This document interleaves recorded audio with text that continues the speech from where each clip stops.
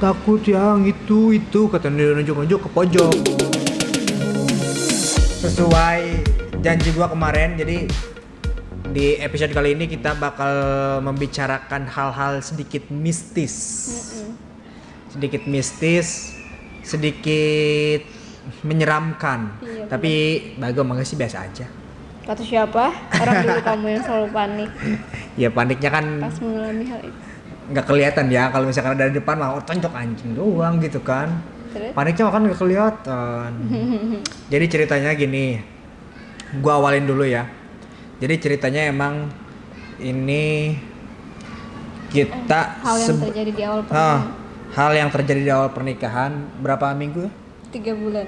Enggak, bukan maksudnya kamu ngerasain hal itu kapan? 3 bulan pertama. 3 bulan pertama ya. Jadi awalnya gua hanya menerka-nerka. 3 bulan pertama pas kita ke kontrakan, masih di kontrakan ya? Iya. Jadi awalnya gua hanya menerka-nerka, kenapa? Karena pada saat itu awalnya gue percaya gak percaya sih dengan hal-hal mistis kayak gitu awalnya ya. Kita 3 bulan pertama pernikahan, kenapa dibilang sangat sulit sekali secara emosional ya, emosional karena 3 bulan pertama itu kita sering banget cekcok, sering banget ribut masalah hal-hal sepele. Padahal terus hawanya panas aja gitu. Lihat istri pengennya marah aja, terus sebaliknya ya gitulah. Ternyata dia kan sering sakit. Dulu pas awal-awal nikah. Pas awal-awal nikah kamu sering sakit kan? Dari semenjak pacaran aku sering sakit. Oh iya. Kan Bukan semenjak pacaran, semenjak kita balikan lagi. Ya, kamu ngerasa nggak? Ngerasa. Jadi ini tuh diawalinnya sama pas kita balikan lagi, tapi kita ternyata baru tahu ada yang aneh tuh setelah menikah. Setelah menikah gitu, karena semakin parah kan. Semakin parah. Dulu badan gue tuh nggak kayak gini gitu, maksudnya nggak kurus gitu kan. Sekarang lagi hamil aja kali ya, agak kelihatan berisi. Sebelum hamil gue kurus banget, parah. Berat badan tuh cuma 38 kilo lah ya kan, 38, 37. Terus sering sakit-sakitan, hampir sebulan sekali atau berapa bulan sekali aku tuh masuk rumah sakit. Seminggu ya, dirawat sekali. Pernah ya, sebulan berapa kali masuk rumah sakit. Sebulan 3 kali. Semenjak gue balikan sama dia, gue jadi kayak gitulah, parah. Dan itu kita anggap hal yang wajar ya, nggak kita anggap hal yang apa nggak gitu. kepikiran Nggak kepikiran kemana-mana lah. Itu nganggapnya kita emang daya tahan tubuh akunya aja yang rendah gitu, maksudnya. Yang lemah. Dipikir parah. Terus dari situ semenjak nikah, nah belum apa-apa tuh ya. Baru 1 bulan tuh belum apa-apa, kedua bulan belum apa-apa, 3 bulan. Tapi enggak ya, Pas kita dari awal-awal juga maksudnya bukan karena 3 bulan ya? Tidak menyadari aja. Kita menyadarinya pas ke 3 bulannya itu. Jadi pas pertama-tama kan kita sering cekcok, sering bukan ini, 3 bulan loh. 3 bulan kan kita udah pindah dari kontrakan. Sedangkan aku sebelum itu pasti kontrakan, masih di kontrakan. Sebelum 3 bulan lah, pokoknya kurang lebih di antara itulah. Sebulan dapat beberapa minggu ya kita nikah. Gue sakitnya makin parah, ditambah punya sikap dan tingkah laku yang aneh banget gitu. Mungkin ya kayak gitulah, maksudnya kita nggak kepikiran ke hal-hal yang kayak gitu. Gue sampai kayak maksudnya nggak tahu halusinasi, nggak tahu gue ngelihat hal itu beneran gitu. Gue sampai kayak ngerasa selalu ada yang merhatiin gue gitu, selalu ada yang ngikutin gue, bayang-bayang hitam gitu di setiap, pokoknya gue ngelihat hal-hal yang aneh itu hampir kayak setiap malam Jumat ya. Setiap malam Jumat gue tuh kumat gitu. Emang rule-nya bukan rule-nya, maksudnya gue mulai nerka-nerka dan nyiriin gitu. Gue perhatikan gitu setiap kita maksudnya cekcok, setiap kita ribut, itu kenapa di hari Kamis malam Jumat. Itu gue selalu perhatiin gitu. Sebelum malam Jumat. Pokoknya sebelum malam Jumat. Jadi beberapa bulan terakhir itu, selama 2 bulan ya, selama 3 bulan itu, jadi setiap hari Kamis atau enggak hari Kamis, malam Kamis, pokoknya udah menginjak hari Kamis lah. Hari Kamis kita cekcok, ribut. Gue udah, pokoknya kalau sebelum malam Jumat gue tuh udah nyari masalah gitu. Udah nyari masalah. Pokoknya sebelum malam Jumat udah nyari masalah. Dan pasti puncaknya pas malam Jumat. Pas malam Jumat itu kita emang gak ribut. Gue malahan ngebaikin dia karena kenapa? Setiap malam Jumat setelah kita ribut dia sakit. Pasti itu udah maksudnya gak mungkin enggak, pasti sakit. Setiap kita ribut dia sakit. Sakitnya bukan sakit yang apa ya?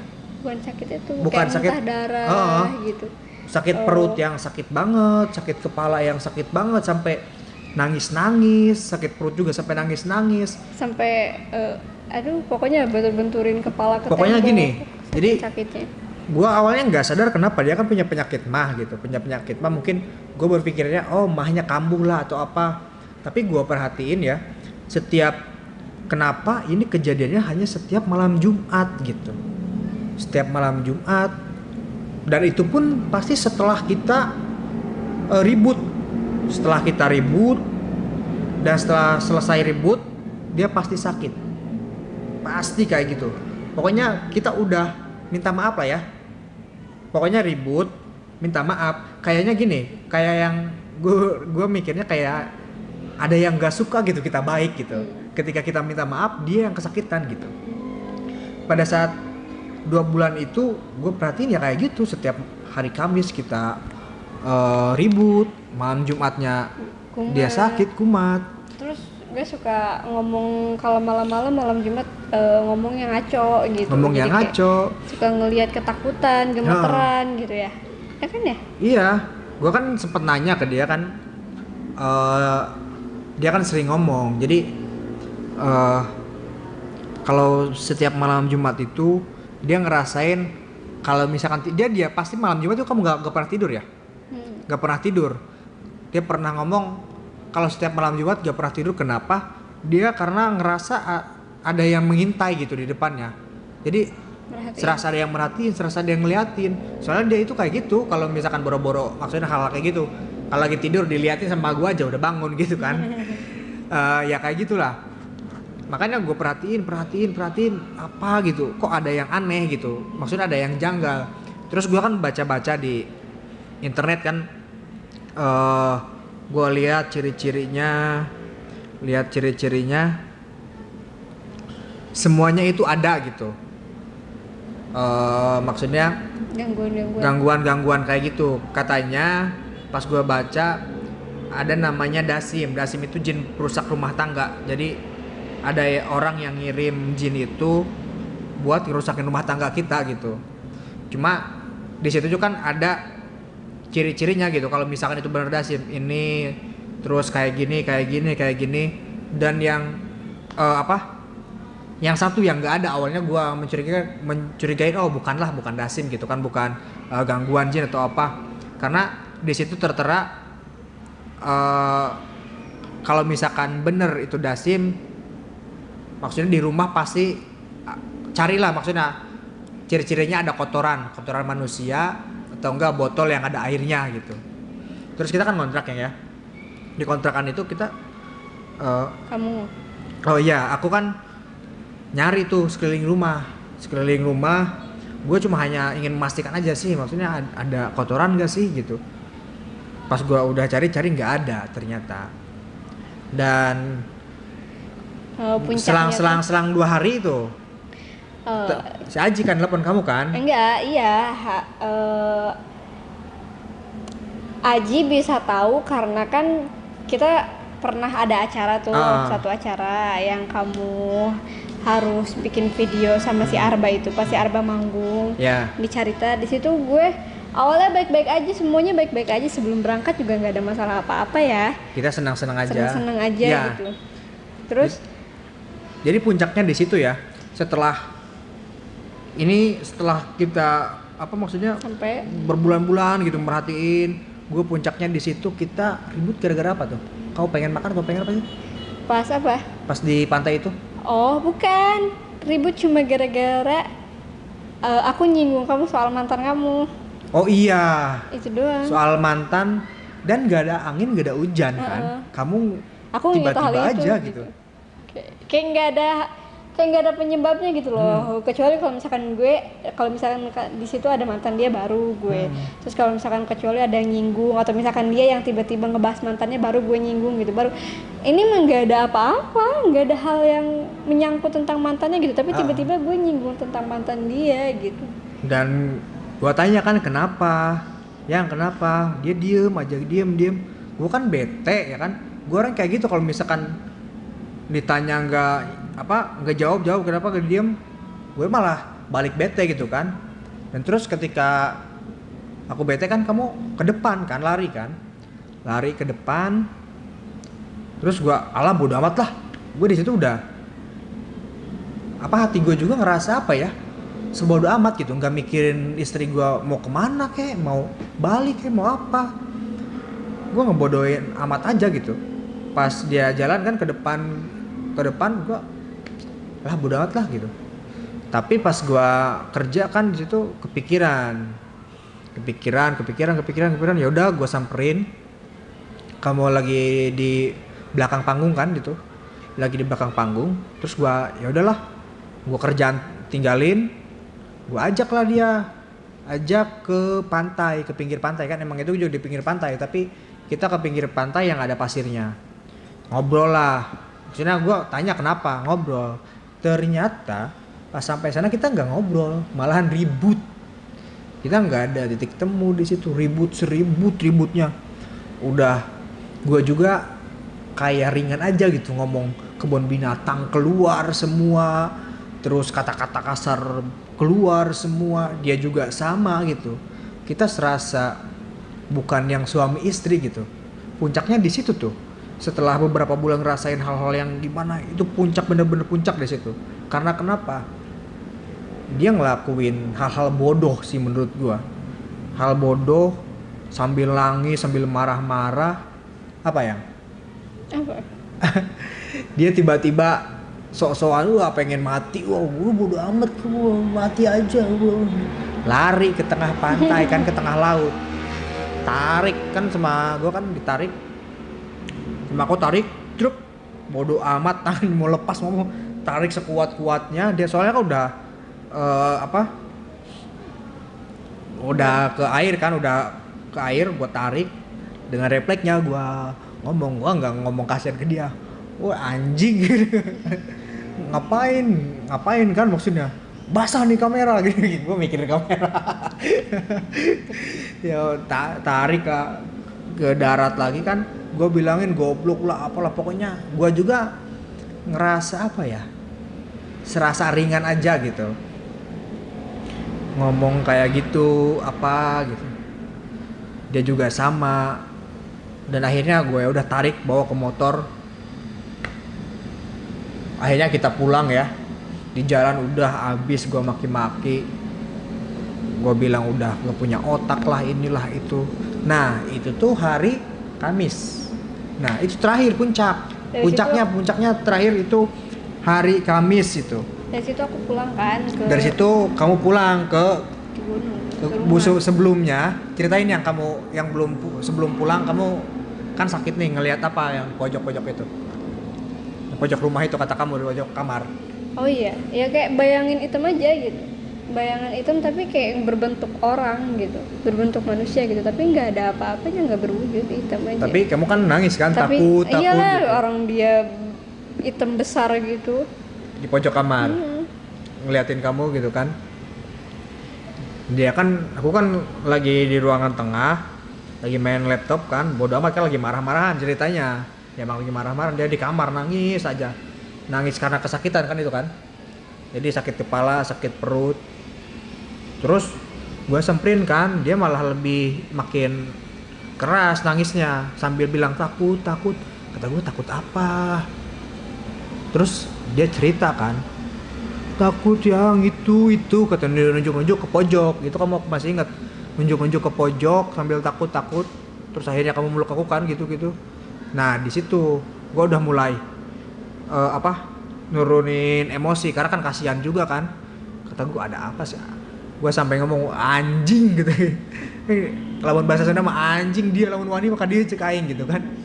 Keluar dia diglutan kok ini gitu kan. Gue orangnya emang nggak terlalu ke hal-hal kayak gitu kan, nggak terlalu apa maksudnya, bodo amat lah gitu. Sampai gue ngomong kayak gitu kan, dia takut ya udah. Terus gue nelpon kakaknya lah, nelpon Caji kan, dijemput, biar maksudnya dia pulang dulu ke rumahnya lah, biar enak lah istirahat di gunung gimana. Tapi apa yang kamu lihat pas di perjalanan itu? Ceritain lagi. Iya, pas selama di perjalanan itu aku nutup mata aja sampai nyampe rumah lagi, karena ngerasa ya dia ngikutin aku aja gitu, ngikutin aja gitu, kayak dimanapun aku buka mata ya dia ada di situ gitu selama aku di motor itu sama Aji. Sampai akhirnya kan setelah di rumah aku berusaha nutupin ke Aji kan, berusaha untuk nggak nunjukin kalau misalnya aku ngeliat hal yang kayak gitu, tapi Aji tetap nyadar kan, karena aku yang ketakutan, gemeteran gitu sampai kayak gitu. Akhirnya kan Aji manggil paman aku yang ustadz itu kan. Nah dari situ baru diceritain ternyata emang selama ini ada orang iseng yang ngirimin hal-hal yang kayak gitu ke gue gitu. Dan kembali tadi yang kata gua ciri-cirinya yang gua cari itu kotoran nggak ada di kontrakan, ternyata mamanya dia lihat tuh kan. Tapi mama nggak sadar. Mamanya nggak sadar sampai maksudnya marah-marah di rumah, lagi sapu-sapu di depan rumah kan, di samping itu kan marah-marah. Ini kotoran siapa? Berani-beraninya maksudnya lempar kotoran di depan rumah. Gua tahu itu kan, langsung aja tuh dek aja. Berarti pantesan. Berarti gua udah oke, fix berarti. Nah setelah itu kan dia ini kan ke pamannya ngomong lah gini. Ternyata iya. Dan terus nah itu belum apa-apa tuh yang belum dia apain kan, maksudnya cuma di ini doang. Minggu depannya itu masih kumat lagi. Akhirnya awalnya kita udah baikan, terus dia balik lagi ke kontrakan kan sama kakaknya tuh, sama aku dijemput ya. Terus balik lagi ke kontrakan, kita baik-baik aja. Pas minggu depannya hari malam Kamis tuh, hari Rabu, masih hari Rabu itu. Hari Rabu kita ribut. Jadi hari Rabu kita ribut. Hari Rabu, Kamis, Jumat lah. Nah itu awalnya kan biasanya kita kalau misalkan ribut paling udahnya baikan, tapi itu kan yang terlama kan, yang terakhir kan. Dari hari Rabu kita ribut sampai hari Kamis kita diem-dieman. Pas malam Jumat lah dia kayak gitu lagi, kumat lagi, sakit-sakitan, ngerasain sakit perut, sakit kepala, sampai muntah darah. Di situ kan yang terakhir kan, dia muntah darah yang emang bener-bener muntah darah aja gitu, nggak ada campur sama apa, darah aja semua gitu. Gua kaget kan, terus gua panggil lah ustadz ada di kampung. Awalnya dia gak pernah percaya sih. Gua awalnya udah bilang kan ke dia kan, gua mencurigai, tapi nanya kan ke ustadz itu. Dia kan orangnya apa ya, husnuzon, orangnya husnuzon. Jadi setiap gue bilang, alah paling itu cuma sakit biasa katanya. Sering gue bilang, dia selalu bilang alah itu paling mah, atau misalkan telat makan atau apa. Terus pas minggu terakhir itu dia kan lagi kesakitan. Gue telepon lah ke rumah kan, ke mama maksudnya, ma coba jemput maksudnya ustadz ini. Terus sama kakak gue dianterin ke situ. Awalnya kan nggak percaya tuh orang, ustadz itu awalnya nggak percaya. Pas dia ke kontrakan ngelihat dia baru di situ. Iya katanya dia bener, emang ada. Akhirnya di situ diobatin. Gak tahu gimana, pokoknya awalnya juga gue udah ngetes awalnya yang sebelum dijemput ustadz itu. kan di situ gua lihat ada coba katanya bacain ayat kursi kan, kalau misalkan dia merespon udah fix. Jadi pas malam itu gua bacain ayat kursi kan ke kamu kan, sampai kamu bilang udah. Jadi ketika aku baca ayat kursi, apa yang kamu rasain? Apa yang kamu rasain? Sakit badannya. Iya, jadi pas gua baca ayat kursi dia tuh ngerasa sakit, semua sakit, kepala sakit, perut sakit, semua agak kayak ada yang ngeremes gitu. Badannya itu kayak ada yang ngeremes gitu, sampai kesakitan, sampai bilang ke gua udah. Barulah di situ gua oke, fix. Gue jemput Pak Ustadz itu datang kan, baru dia di situ bilang ya, katanya ada, terus diobatin lah sama Pak Ustadz itu kan, di jampe sampai melakukan perlawanan juga kan, itu juga yang jinnya itu kan, sampai wah pokoknya gua ngelihatnya kayak apa ya, kayak di sinetron apa Indosiar. Iya, kamu kan lagi ketiduran gitu, lagi pokoknya wow beneran, sampai keluar keringet, sampai akhirnya cabut, udah dibuang, udah gitu aja dibuang. Nah di situ udah jadi bersihin rumah. Mulai dari situ tuh kita udah mulai enakan ya, nggak kambuh-kambuh lagi, nggak kumat-kumat lagi, udah mulai lama. Terus ada kumat-kumat lagi kemarin ya, bulan-bulan setelah kita pindah ke Jakarta. Pokoknya pas kita kan kemarin jalan-jalan ke mana, ke Jogja kan, pas pulang dari Bromo itu kan kamu pulang ke rumah dia kan.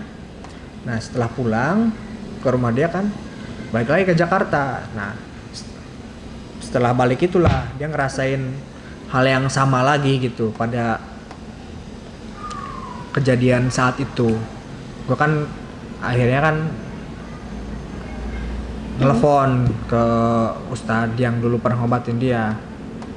Dia bilang ini orangnya inget lagi katanya, gara-gara ngelihat dia. Mungkin waktu itu udah lupa kan, maksudnya udah bodo amat lah. Mungkin pas kemarin pulang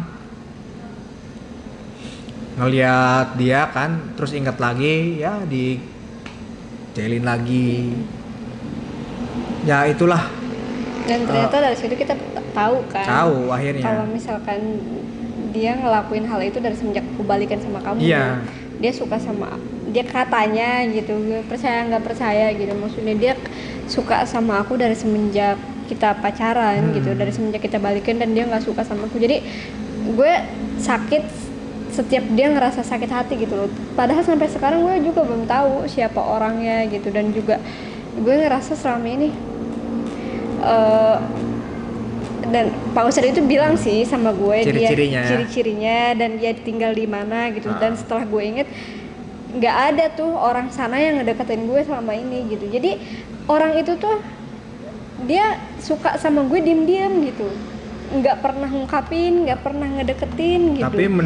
Tapi dia punya ciri-ciri ya, emang ada orangnya itu. Tapi kita nggak musuh uzon lah, cukup oke, tahu sendiri aja. Soalnya Pak Ustadz juga nggak bilang nama, nggak bilang siapa, nggak, cuma ciri-cirinya gini aja. Buat langsung lah, oh di kampung itu cuma si ini doang yang kayak gitu kan. Akhirnya oke, gua keep dalam hati gua aja gitu. Udah. Akhirnya ternyata ketika dia inget gue gitu, atau misalkan dia gue sakit dari situ. Jadi ternyata ada gitu orang yang diam-diam suka sama gue, ternyata dia nyimpen rasa dendam atau misalkan rasa sakit yang sebegitunya gitu ya ke aku. Tapi dia nggak ngedeketin gue sama sekali loh gitu, maksudnya nggak ngedeketin atau misalkan. Makanya gue ngerasa kayak siapa sih yang berani ngelakuin hal ini ke gue gitu. Maksudnya gue ngerasa kayak siapa yang pernah kesakitin sama hatinya sama gue sampai sebegini ya. Mungkin mantan gue juga, gue ngerasa bukan orang-orang yang main-main hal yang kayak gitu maksudnya ya. Terus gue juga bersama mantan gue beberapa ya bersama Diki ya. sama mantan gue Bisa. gitu, maksudnya beberapa tuh putus ya dengan cara yang baik-baik gitu. Masa mereka ngelakuin hal yang kayak gitu ternyata ya orang itu.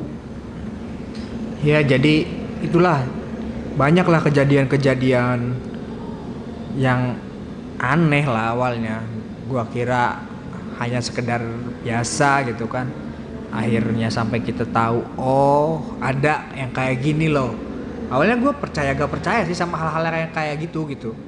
Tapi pas kejadian sama keluarga gue sendiri, maksudnya sama rumah tangga gue, ya gue baru tahu, oh kayak gini loh gitu. Soalnya emang apa ya, tadi itu gitu, dia sampai nangis ketakutan, sampai bener-bener meluk gua sampai yang erat banget karena takut gitu kan, sambil nangis takut itu kata gua itu apa itu. Gua nggak lihat, tapi cuma kan dia doang yang lihat. Di semenjak kita tinggal di sini juga pas kemarin ya, semenjak kita tinggal di sini dia emang udah nggak nampakin wujudnya, cuma gue sakit, emang gue ngerasain sakit lagi ya, ngerasain sakit ya, ngerasain sakit lagi sama gitu. ngerasain sakit kepala atau gimana, cuma dia tuh ganggu kita kayak gitu di sini tuh, kayak mulai dari tas aku yang jatuh gitu, padahal ada di tengah-tengah, dan tas gue yang berat lah gitu, itu berat banget gitu ya, sedangkan jatuhnya di atas lemari yang kayak nggak ada. Bukan atas lemari, di sini. Iya, dia di atas ini. Yang nggak ada udara sama sekali loh gitu. Soalnya jendelanya kan ketutup gitu. Masa sama angin AC? Iya. Cocok banget. Terus diffuser air conditioner tuh. Air conditioner gini. Pegang dulu ya. Jadi kan nih, ini kan papan. Bawah papan buat naro apa gitu kan di dalam diffuser. Dalam banget, belakangnya kan nggak ada lubang, ketutup. Nggak ada angin yang bisa ngedorong lah. Nggak ada angin yang bisa ngedorong. Tiba-tiba kita lagi ngapain itu? Diffuser geser, set, bruk, jatuh gitu. Sebel aja dengan gitu. secara tiba-tiba gitu. Ini di sini di kamar ini nih. Sebel aja gitu. Terus pernah gue pagi-pagi ngegojek gitu, mau makan. Udah nyiapin banget tuh uangnya di mana, udah gue taruh di atas kasur. Tiba-tiba pas gojeknya dateng nggak ada uangnya, bangsat banget. Pokoknya uangnya nggak ada gitu. Secara logika kalau misalkan sama angin nggak mungkin, karena di sini sama sekali nggak ada angin sama sekali loh ya, karena emang ruangan tertutup banget. Kalau misalkan siang kita kan tutup semua, jendela ditutup, segala macam ditutup. Gimana caranya coba uang itu bisa sampai ke belakang lemari? Gimana coba? Soalnya pas dicari-cari uang itu ada di belakang lemari ya, di belakang lemari dan jauh. Uang itu ketemu, gue udah nyari kemana-mana. Uang itu ketemu setelah abang gojeknya pulang. Pergi.